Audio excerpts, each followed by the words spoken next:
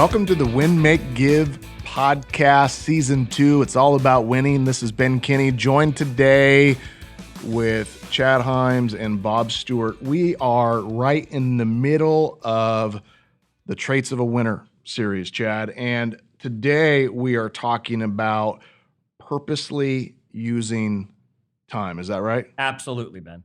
Now, Bob, we are going to interview a gentleman today. What's his name? Chris Suarez. Who is one of our partners in business, but two, just a phenomenal human. He is a great business owner, a great investor, leader, a phenomenal writer. More than anything, he's a great dad and a great husband and a great human. I really, really hope that you all just truly enjoy Chris as he walks through how to purposefully use time. Bob, this is an interesting twist for us, Okay. because in the Traits of a Winner series where we are, on the beginning of the week, we're talking about one of the traits of a winner. And it's been you, it's been me, and it's been Ben on those conversations. We've been saving the interviews for the end of the week. Yeah. But we're doing it a little bit differently today. Okay. Today, we booted Ben. Yeah. Get him And went out and got a master of purposefully using time. Well, okay, hold on. We didn't boot him when we were setting He this ran up. away screaming? Well, no, Ben said, "Hey, if we want to talk about time, the guy to talk about time is my partner Chris. He's mastered time, even far and exceeding how Ben has. So he thought it'd be a good idea if we brought an actual master, somebody that's done it already." Instead of us, and you're setting us up for next week's topic, which we don't want to give away of what we're talking about, as you mentioned, a master here. Yeah. Now, here's the thing. It's more fun if we say we booted Ben. Come on. Okay. We booted Ben. Come on, Bob. He's not here. We can say these things. We upgraded. Right. All right. So we went out and we got a guy who has his own podcast, a guy who is a master of using time, as we have the conversation today. And we want to welcome to the conversation our friend and hopefully your friend, Chris Suarez. Welcome, Chris. Well, thanks for having me. I think I'd rather be known as the guy that booted Ben, so I'll go with that. There you go. All right, so it's 2-1, Bob. We win. We're booting Ben. I concede. All right. So, Chris, we are going through the Traits of a Winner series, and we have been talking to ourselves about the topics and then talking to experts in the industry. And like Bob just said, as soon as we got to trait number 5, which was purposefully using time, Ben immediately said, hey, we got to get Chris on for this episode. Now, we still have our interview episode coming at the end of the week. And folks, you'll have to wait till the end when I tease you at who it's going to be we're going to talk to. Yet Ben thought we should bring you on for this conversation. Introduce yourself to our audience, because maybe everyone doesn't know Chris. Who are you, and why are we talking to you today on this topic? Yeah, so I'm Chris. I've been in the real estate industry for about 20 years, so 2 decades. And the reality is I run multiple businesses within that industry, all sort of pointed towards True North, which I think goes to me mastering time around a topic. But outside of that, I am a father. I have 2 little girls, 10 years old and 13. That'll teach you to master time real fast. I have a phenomenal wife, and we've recently actually moved out of town onto a small vineyard and farm where I spend some of my free time, which we've created by mastering the time when I'm not doing that. So that's kind of a snapshot of who I am. Originally from the East Coast, I think that definitely plays into understanding time and actually wanting to change my perspective around time, being born and raised and running businesses out there and living for the most of my time, I'm living in Portland, Oregon.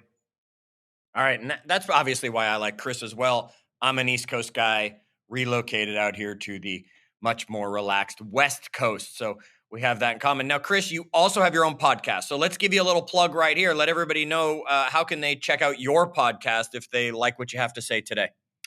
Yeah, it's easily downloadable, right? Anywhere you go. It's called Experience Growth, and the whole premise of that actually is as I began to look at what was most important in life, I realized that there was these pillars that contributed to living experientially. Time is sort of the underlying foundation of all those pillars. If we're going to focus on our wealth, if we're going to focus on our health, if we're going to focus on our spirituality or our business or relationships, we need time to do that. So yeah, just check us out, download Experience Growth. All right, let's get into it. Talk to us and our audience about purposefully using time. What does that even mean to you when I just throw that phrase at you? I think it comes down to choice. I think so often we believe that our time is dictated by things that come up, things that we have to do. Other people's false emergencies become our priorities. So for me, when it comes down to mastery of time, it really starts with me deciding, us deciding, a group deciding that we're going to choose what we're doing on a daily basis, on an hourly basis, on a weekly basis, monthly basis, yearly basis. So much of it comes down to taking back control of choices. Okay, so I want to go to one particular thing you just said there, other people's emergencies, because I think a lot of us live in a world, Chris, where, especially today, right? We're connected. It's like somebody's got an emergency. They emailed us and we don't respond. All of a sudden it's a Facebook message. It's a text message. Like, how do you, let's just start there. How do you deal with that? Because you're a guy you're in a leadership position. You got a lot of people that look to you for help, for answers, so I mean, I'm assuming you're constantly inundated with other people's, false emergencies and them trying to make their emergency your priority. Like, let's start there. How do we deal with that? Yeah.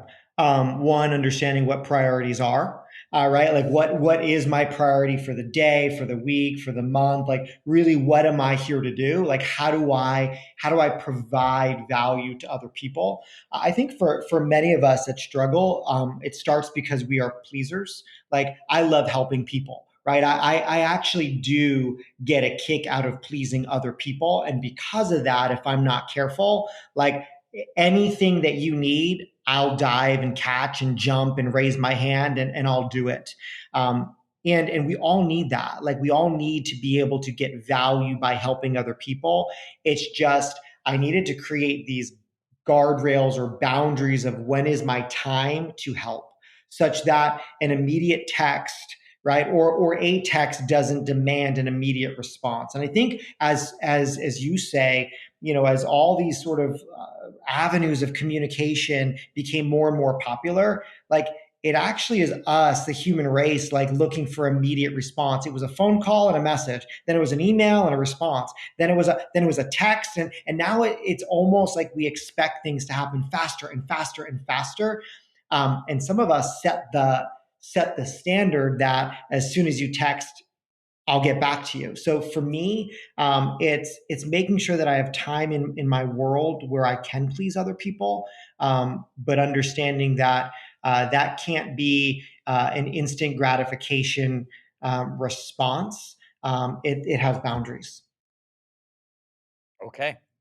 So we want to make sure that we are purposefully using time. And I gotta believe, I mean, I'm not looking over your shoulder. I've never followed you for a day to see that you do it. I've got to believe, though, you lay out a calendar for yourself that you plan so that you can purposefully use time.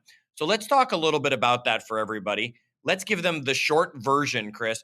When do you plan your calendar? How far in advance do you plan your calendar? How much of your calendar do you book up? Talk to us a little bit about some tips and tricks that our audience could put into play today to become better people when it comes to using their time. Yeah, this is where I lose some people, because when I talk about what my schedule looks like, many times people believe that it's boring, and I say that because my Mondays look the same every Monday. My Tuesdays look the same every Tuesday. My Wednesdays and Thursdays and Fridays pretty much look the same every Wednesday, Thursday, Friday. Like my weekends, they look the same. So from day to day, like I might be doing something different. However, if I look at my Tuesday through the year, like I assure you, they all look the same. My Wednesdays look the same. So I begin that calendar at the beginning of the year based on what I need to accomplish that year and what I need to accomplish in business, but also what I'm working on personally or what I believe my family needs from me this year. And I don't really deviate from that schedule. If you look at my Google Calendar down the weeks, the days look the same in that column, if that makes sense. Yeah, that makes perfect sense. And I really want to dive into that a lot more. Yet, Chris, we were not interviewing you at this time last week. So it happens to be Wednesday while we're recording this. Yet last Wednesday, we weren't interviewing you. Next Wednesday, we're not interviewing you. Yet here you're telling me that every day looks the same.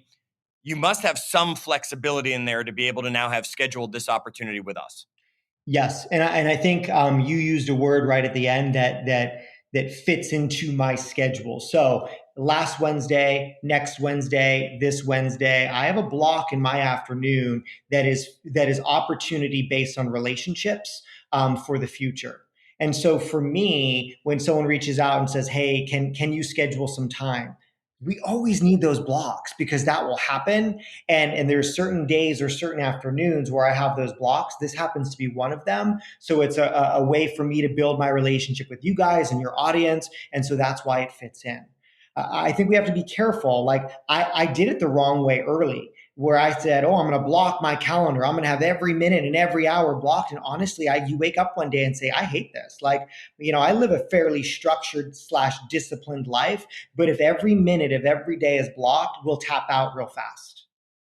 That's interesting you say that because I actually block every minute of every day because it allows me not to then have to think about it. Now, I do what you did. I have blocks on my calendar that are open for opportunity. Mm. So it's blocked that says, hey, when I'm going to interview somebody, I now know I've got these 3 times during the week to maybe fit them into. But otherwise, from when I wake up to when I go to sleep, my calendar tells me what I should be doing. It doesn't tell me what movie to watch that Friday night, but it tells me that I'm going to relax with my wife and we're going to watch a movie because that's our routine. Yeah. And that's one of the beauties about purposefully using time. There's no right answer. Can we agree on that?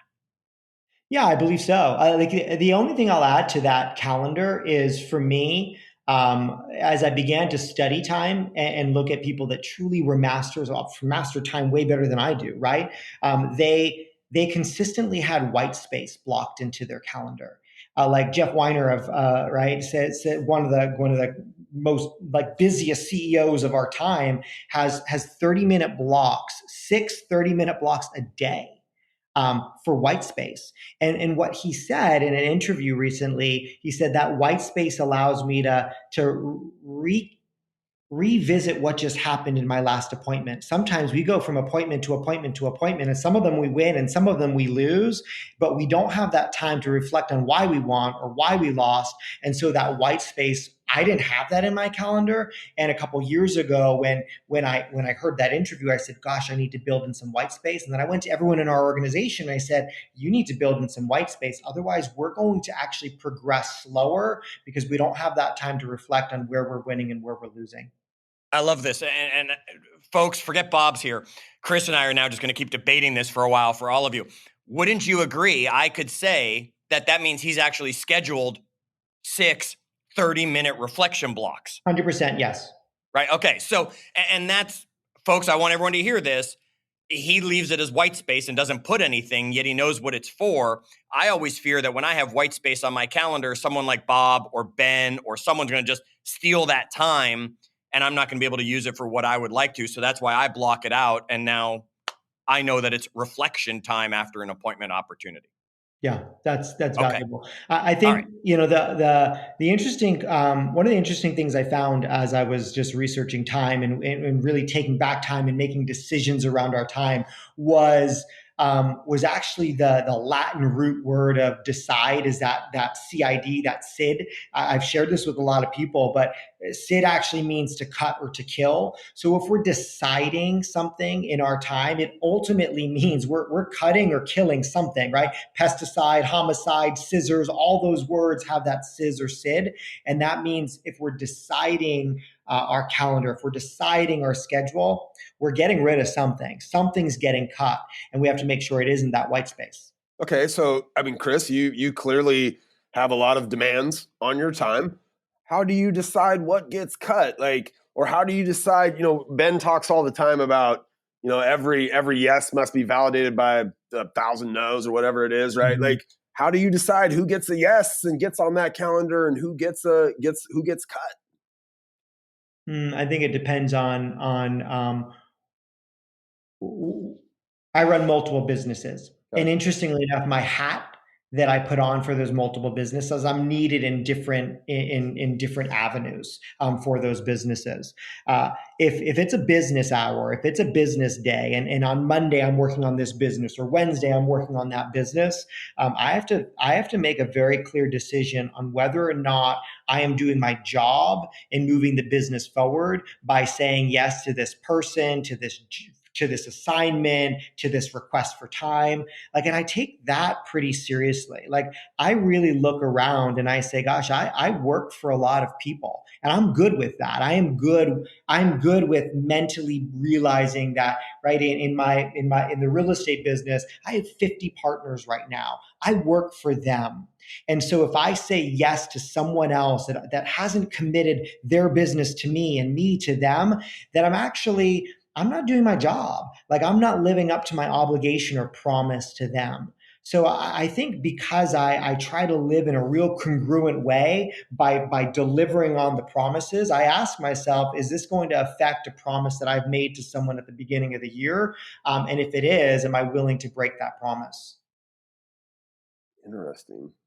Okay. All right. So things happen, right?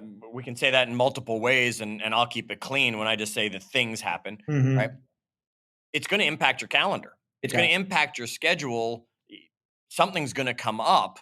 How do you deal with those things that are unscheduled so that you're still purposefully using time, even though, hey, you got to deal with the flat tire right now. You got to deal with the daughter who is sick right now. You got to deal with the rainstorm that took down one of the trees in the vineyard area or something like that.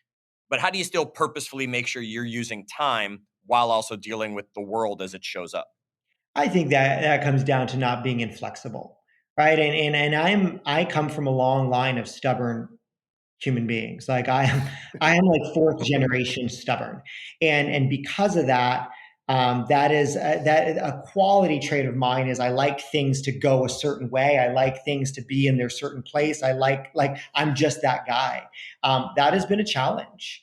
Right, just transparently, it's always a challenge when something unexpected happens. Some of the work that I did a few years back with a behavioral psychologist really centered around this concept of learned helplessness. That over time we actually have this learned helplessness. Martin Seligman did a lot of work with some German shepherds around. Over time, we believe that when something happens, something else has to happen. So, for instance, he did a study with three groups of dogs. So the dogs in the first group were placed in a harness and they were administered an electric shock. I'm sorry for all the dog lovers, but they were given a shock. But they were also given a lever they could press to make the shock stop. The dogs in the second group were placed in identical harness, identical box. They were given the same lever, but when they stepped on the lever, the shock didn't stop. That's the unfortunate tier. The third group of dogs were just placed in the harness, placed in a box. They weren't given any shocks. They took those same three groups of dogs, and in a second experiment, they were placed in just a box where all they had to do was jump over a low divider, right? On one side, they were put in the box, they were given the shock, and interestingly enough, the dogs that had been powerless in the first experiment never stepped over the box. They just kept on getting shocked and shocked and shocked and shocked. Both other groups, they just jumped over, right? Whether the lever worked or whether they didn't get shocked before, the minute they got shocked, they moved. How that relates to time is, I believe our society has created this learned helplessness. When something comes up, like, I can't do anything other than deal with it. And we give away our power to make decisions on how to deal or how to restructure our day. Our stress level goes up. I think learned helplessness is the problem as to why people are not efficient or effective in their time when something comes up, because they actually give away all their power around that inconvenience, instead of taking a step back, making decisions, and still saying, hey, I'm still in control of my time although there's something else that needs to fit into my day. And now I still need to move what that took over to a different day, a different hour, a different week to still get that done. Interesting. You know, Ben Bob, had that. you got to talk. I don't want to talk to him right now with that dog stuff. It makes I need a moment. It makes me think of Ben. A lot of times it's the leader in an organization that gives people the permission, Chris. Like Ben's always said, there's no emergencies in real estate. And like, I've lived by that. It's given me this freedom to say, like, look, I don't have to interrupt my day right now to help this thing, even though that feels, I'm sure, like a really big fire for that person who maybe has some learned helplessness in there, right? But it's, I don't, like, I'll get to it and I'll find a place to fit it in, right? But there's no emergencies. And that permission, I think, from our leader around that concept of time and managing your time and realizing you don't have to divert your energy every time somebody has some false emergency. I love that phrase, by the way, that you used earlier. You know what's interesting, Bob, is Martin Seligman said two things show up if we're practicing learned helplessness. Like sometimes it slips into our world and we don't realize we're just showing up as helpless. Two things show up. The first one is we check out and we stop trying because we believe we don't have any control. And I think that's what a lot of people's schedules look like. Well, we don't have any control. Like we're dictated by whatever business we're in. You insert it in our world, real estate, and the next person's, right? Like it doesn't matter. We just say, this is the business we're in. We just deal with things as it comes. So we tap out. Like the second one is, he said, people become hyperactive.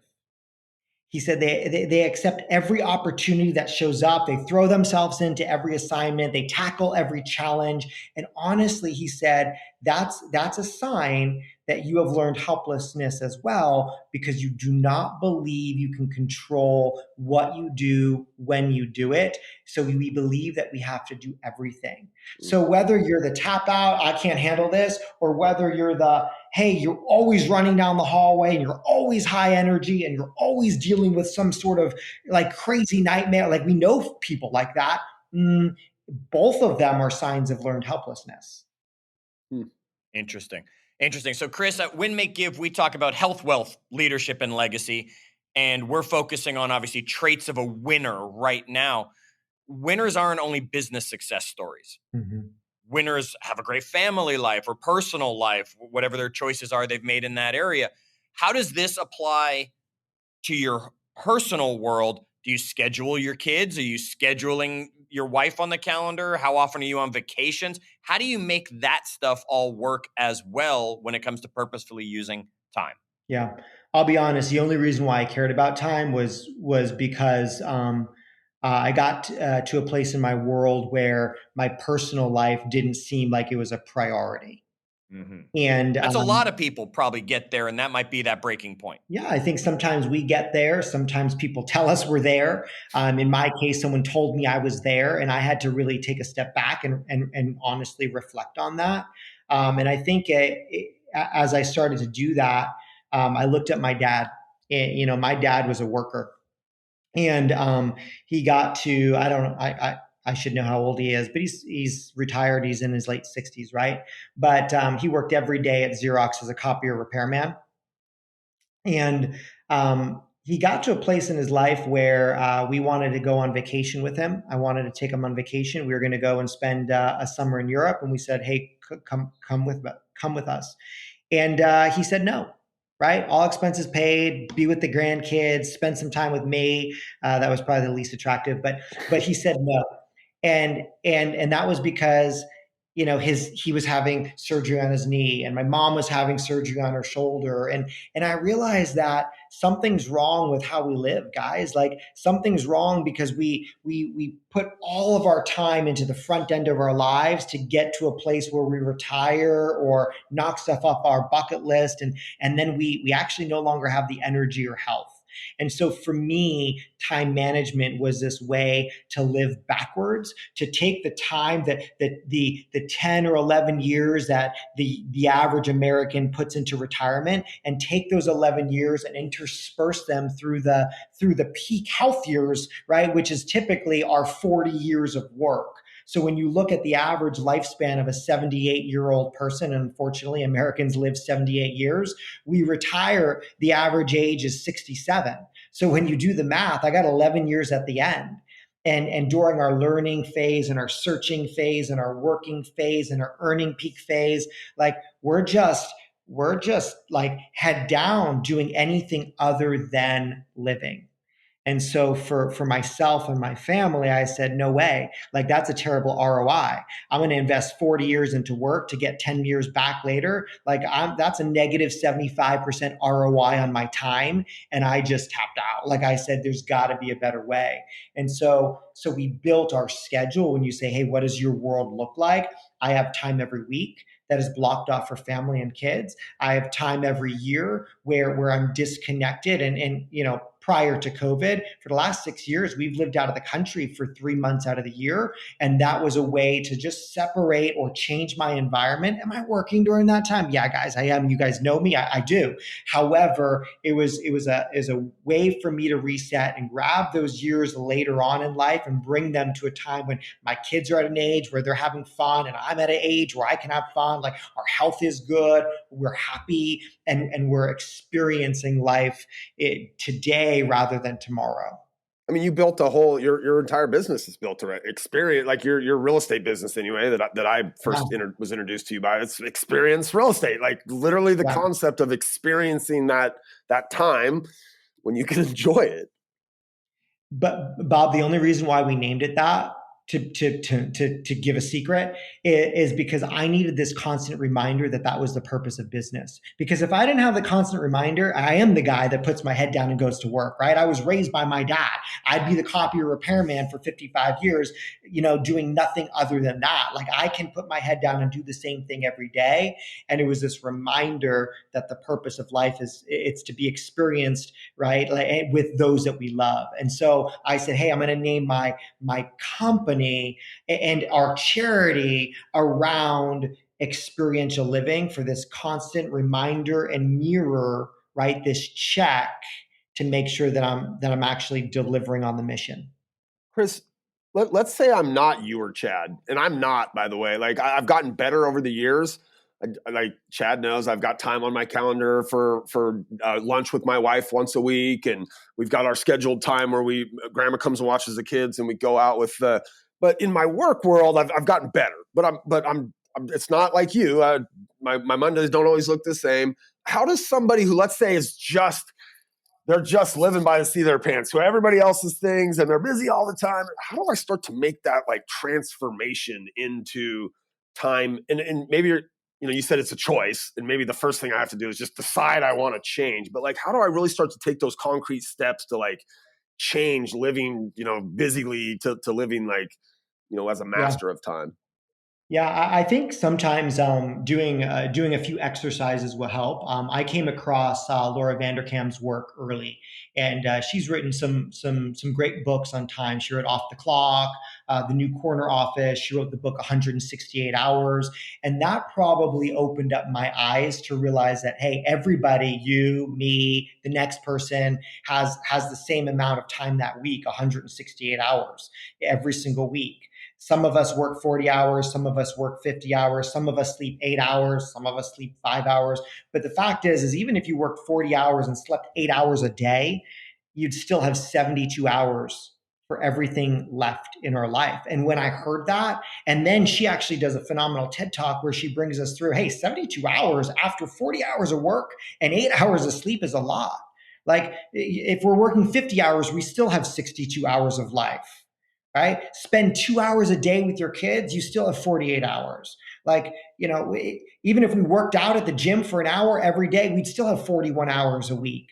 If we read a book for an hour every day, we'd still have 34 hours. Like you cook like every day, you still have 27 hours. You have friends over a couple nights, like I don't, but if you did, you'd still have 20 hours. Like you ran errands and went shopping an hour a day, you still have 13 hours a week. You want to watch TV, knock yourself out, like you still have 10 hours a week. If you watch an hour, like at the end of the day, we actually have more time than we think.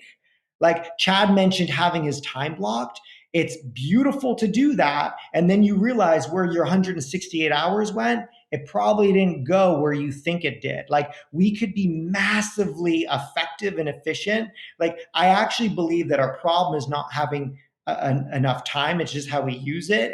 And when she took us through that 168 hours, I was like, wow, like, what am I doing with my 168 hours? Yeah. Here's my takeaway from what Chris just said.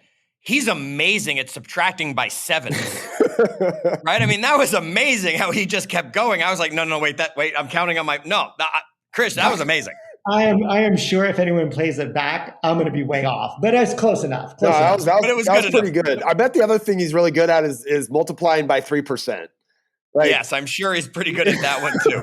All right, so Chris, but let's get really practical. Okay, so I think this is where Bob was going. You are clearly someone who has mastered time, and you've mentioned some people who have mastered time. Me, I feel I have mastered my world and my time. But the 80-20 rule out there is always going to apply, and 80% of the population is running around like chickens with their heads cut off, being busy, not being productive. So let's put a Bob in front of you. Let's put Joe Public in front of you, whatever it is, and they're saying, Chris, I need to start building a calendar that's going to help me. What would the first few steps be? Give our audience those practical steps. They should take their blank calendar. What should they put on it first? What should they put on it second? What should they plan so that they can start purposefully using time? Yeah. The first question I'd ask them is, what's the most important thing in their world to them right now? That'll be different, right? And so I'm not going to ask them to start filling stuff into their calendar first until they actually do the heavy work of figuring out what's most important to them right now. And that's a difficult question because we all want to say, it's my kids, it's my wife, it's my family. But we have to ask ourselves, is it? Because if it is— Bob, how about you? Well, let's put you on the spot. What's your answer? My boys. Okay, so Chris, work with Bob. He says it's his boys, and knowing Bob, it probably really is. Yep. So then tell me what time with your boys looks like in a perfect week. If you had your perfect week, you got to build it, you got to select it, what would a perfect week look like? So there'd be an hour in the morning where we get them up, get them ready for school, breakfast, let them know that mom and dad are here every morning when they wake up. There would be, and then they go to school. They're in Montessori school now, so we would pick them up at 5 o'clock, and from 5 to 8, I would put all of my distractions aside, and I would have dedicated time every day with those boys from 5 to 8 o'clock. Now, inside of that, we have baseball, t-ball practice, or swimming lessons, or whatever in that time, and then on the weekends there would be some real dedicated time to those boys. On the weekends, I still like to go golfing every now and then, Chris, or whatever, right? But it would look something like that. Yeah. So I just took some broad strokes, and it sounds like there's about, and it's hard to put a number on this because sometimes we don't feel good about it, but it sounds like there's about 25, 26 hours a week with those boys that need to get put into the calendar, which is good news because you have 168. So where are those 26, 27 hours? Let's fill that in first. And you're beginning to build your perfect week. Now, what's second most important to you? And what does a perfect relationship look like? Or what does a perfect job look like or role look like? Some of us wake up and we might say, hey, this isn't the right job for me. If what's most important to me right now is this, if it's X or Y or Z, like, you have to work backwards from most important and fill in that calendar. Now, here's the catch. You might say, well, fun and kids and family and relationship and TV and cooking are all the most important. And I'm going to come back and ask the question, well, how do you actually make those important if you don't have if you're not effective or you're not efficient in your role or your job or your wealth pillar of your world? Like, I believe that spirituality ends up in there, and wealth ends up in there, and career, which is different than wealth, ends up in there, and relationships end up in there. Like, there's these pillars of our life that are important probably to all of us. And as we go through, whatever's most important to you is going to show up first and then get layered on second and third and fourth. And some of us need to come into an employer perhaps and say, hey, I realize that this is getting into the way of what's most important right now at this phase of life. Can we talk about this? What could this look like in our work relationship, in our employer-employee relationship? That's important. But if I employ someone and they come to me and say, "Hey, I'm trying to master time. Can we figure out how I can master my personal life while mastering my career life?" I'm going to have that conversation. And the fact is, you mentioned the 80-20 principle just a few minutes ago. I believe that. I think we throw that out there, but we don't necessarily live that way. The 80-20 principle, Bob, would say that, 80% of the income you make for this company comes from 20% of what you do. So if you find yourself working 10 hours a day, I can get 80% of the revenue that you're generating for our company probably in 2 hours. Let's sit down and talk about what are the most important 2 hours. And let's talk about whether or not we're able to leverage the 80% of the income that comes from, right, the other hours that you don't have to be there or someone else could do what you're doing. I think as an employee, those are like, unless you kind of, are in an organization with somebody like you that's talking about this and sharing this and making this a priority for everybody in the organization. As an employee in most organizations, the discussion you just suggested we go and have with our, like, it's not even on the plate, Chris, right? Like, it's not even on the table. Like, then we're working at the wrong organization, or we just haven't brought it to the plate. Because I assure you, any business owner today should be willing to have this conversation. Now, like, me, I'm a get it done kind of person. Like I want results for sure, but to be honest, I want to believe that everybody in my world wants the same results. And I guarantee you the results will show up if they're happier in and outside of the job. So I think that conversation is changing. And if it's not where you're at, I don't know if this is a popular thing to say, then you need to change where you're at. Doesn't matter if it's a popular thing to say, because it's probably the right thing to say, Chris. And we appreciate that about you. I'm going to ask you one more question before we get to the good stuff you mentioned earlier. I'm going to call back to. I'm going to let everybody know, Bob, the interview that we did about purposefully using time, we had the pleasure of talking with, he's now a fire marshal, used to be a firefighter for years. And one of the reasons we went to a firefighter for this conversation, Chris, is Ben talks about this all the time. When you have lots of fires, you got to make sure you put out the right fire first. How do you deal with that when it comes to purposefully using time? You've talked about keeping your priorities. You've talked about life does show up. But when there are multiple things that are happening, how do you know where to start so that you can purposefully use time and handle the challenges in front of you? I think I'd have to, I'll share with you how my year begins. I have one priority every single year, right? I put Can we that ask on what the it top is of this the year? paper. What's that? Can we ask what it is this year so you can share and we can work off it all together? Yeah, if I looked at the top of my sort of GPS for this year, it relates to I'm in a real estate business, right? So it relates to how many homes we are going to sell, what volume that equates to, what revenue that will bring in, what profit margin that shows up as, and how many people need to be in that organization, right? So that one goal has 5 metrics. Okay, Now, got it. I look at every single week, right? We happen to be recording this halfway through the 14th week of this year. The only reason why I know that is because every single week to me is one of 52. Which means at the end of this week, I'll be 27% of the way through my year. Like, I mean, just you saying that, Chris, you can tell you have a really good command of time. The fact that you can rattle off, we're in the halfway through the 14th week, like, you're clearly in touch with it, right? So I am, but that's because every single Sunday, right, I sit down and I say, hey, what week are we in? Where are we? And then I look at every one of my business partners and I look at, they have the same formula as a main goal. And I say, hey, what was their goal and what percentage of the way towards their goal are they, right? So I know our organization, right, is 23% of the way towards our yearly goal, 27% of the way through the year. Like, we got a 4% gap. Now, then I look at that piece of paper and I only have 3 priorities. Like, this is simple, right? A lot of people use that GPS. I have 3 priorities to get to that goal. When you run your business that way, any business that way, I'm able to very clearly see which priority is being executed, which one isn't. And if there's a gap, I'm going to focus on which one is not, such that by executing that priority or pushing on that priority or potentially making a hire to drive that priority, we make up that gap.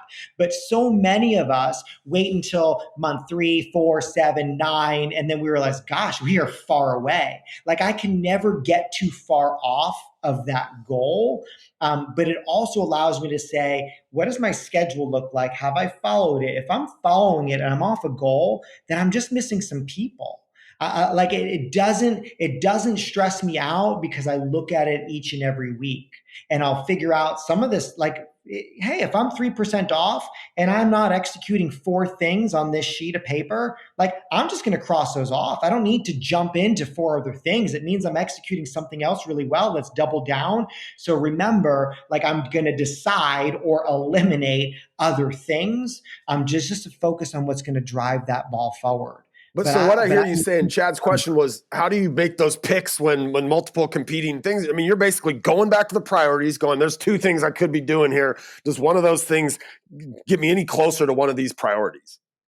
Yeah, I never have to create something halfway through, unless the world shifts and COVID shows up, yeah, and then you rip up a piece of paper and say, now what, right? But the fact is every single, I look back over the last 3 years, and that yearly goal. 3 years ago, we're at 98% of goal. 2 years ago, we're at 99% of goal. Last year, we're at 102% of goal, like 100% of the way through the year. Like, you don't get that close. That deviation isn't that close without tracking that every single week. And then you can't get that far off. You can't get that far off your schedule either. I heard one thing some time ago, and I'll just share that and then I'll shut up. But, we all have bad days, and sometimes bad days roll into bad weeks. Like, we can all have a bad week, right? But the fact is sometimes we look back and we say, man, I had a bad month. If you have a bad month, it's you. It is your fault. Like, you mentioned kid sick, dog died, flat tire. A bad day can easily roll into a bad week, and Monday we just need a redo.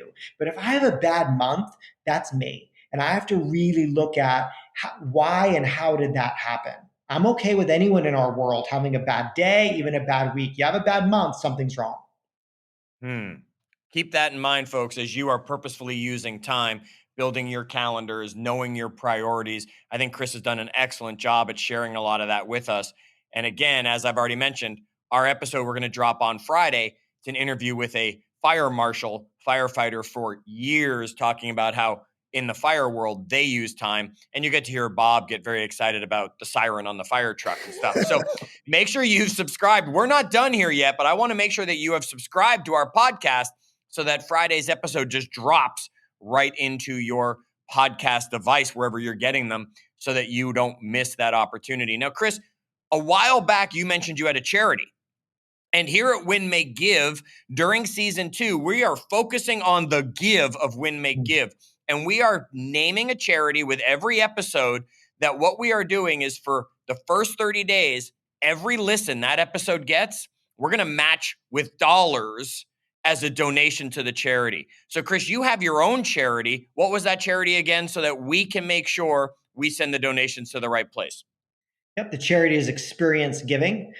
We believe that giving is experiential. So whether that's money, whether that's work, whether that's energy, whether that's time, whether that's emotion, like, we can all give, and that giving creates an incredible experience. So I appreciate that greatly. That is phenomenal.